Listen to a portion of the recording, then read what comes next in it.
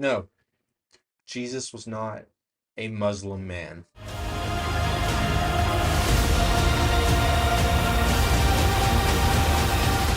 To be Muslim is to believe in the religion of Islam, which is very similar to Christianity, other than one really big major key factor, and that's that Jesus Christ is God, which Christianity believes because that's what the Bible teaches. But the Muslims do not believe that because it is said that Jesus is just a prophet and there's only one God, Allah, and Jesus was just a prophet sent by Allah to teach the ways that we're supposed to live and who will come back. Now, this video isn't to say if Christianity is 100% right or Islam is 100% right. This video is to disprove the idea that I've been seeing everywhere, especially on TikTok, that Jesus was a Muslim man, right? We can start out with the basics, okay? Jesus claimed to be God. That is the easiest debate against him being Muslim, because prophets do not claim to be God. They claim to be coming from God. But we can clearly see in the Gospels of Mark, Matthew, Luke, and John that Jesus claimed to be God. And if that part is true, then Jesus can't be a prophet. It has to be Islam or Christianity. There can't be a mix of both, right? Whether the Quran is true or the Bible is true.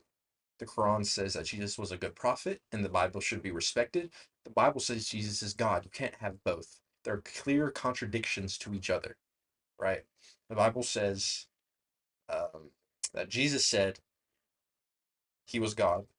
The Quran says that he was a good prophet. So it can't be both. If you're a prophet, you do not claim to be God. It's whether he was a crazy man, or he's a liar, or he was actually God. Now that it comes up, where? Because every time I bring this point up to people, especially Muslims who will say Jesus is a Muslim, and I'm like, he claimed to be God. Do you think prophets claim to be God? I'll ask that question. And they're like, Jesus never claimed to be God. But if the Bible is to be respected, so should John 8:58, which is where Jesus goes on to state to the Pharisees who are talking to him and questioning him, before Abraham was born, I assure you, I am. Then they proceeded to try to stone him. That is the number one verse that is a clear indicator that he claimed to be God.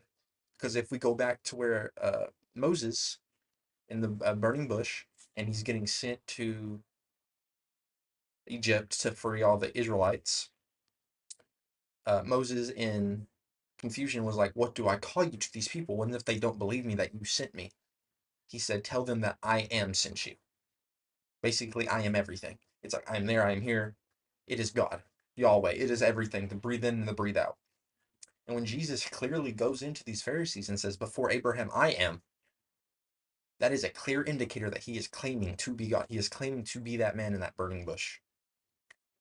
And then the Jews or the Pharisees didn't try to stone him for that fact. And then further on in the chapters, in John 10:30, he says, I and the Father are one.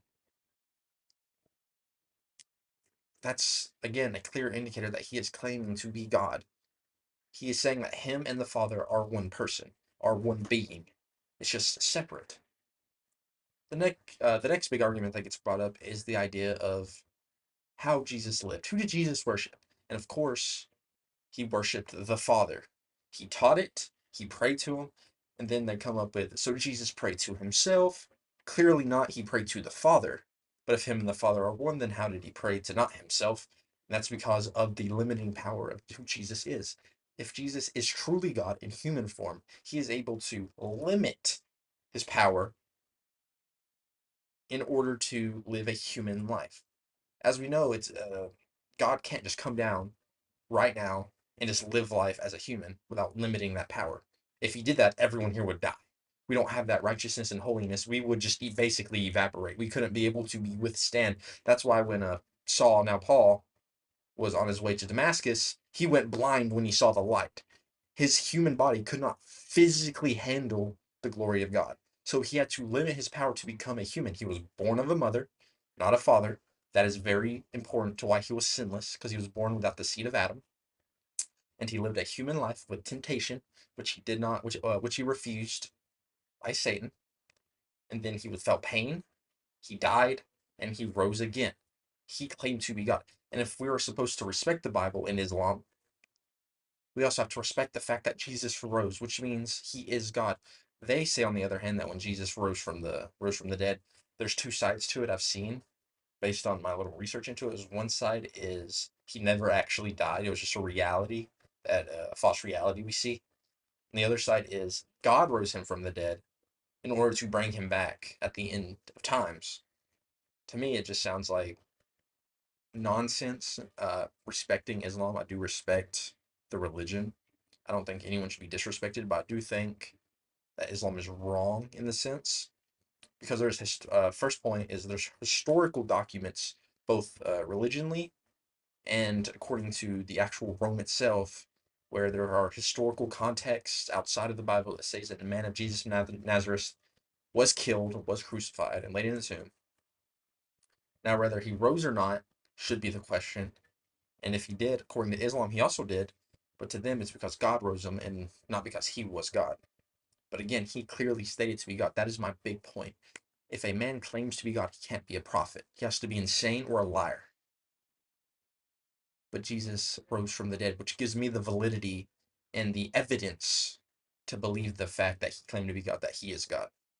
I hope this answers that question. If not, put the comments down below. I'll be sure to read them and respond to them. You can always DM me on Instagram or TikTok. Either way, I'll get back to you. Until then, this has been Questions with Zach.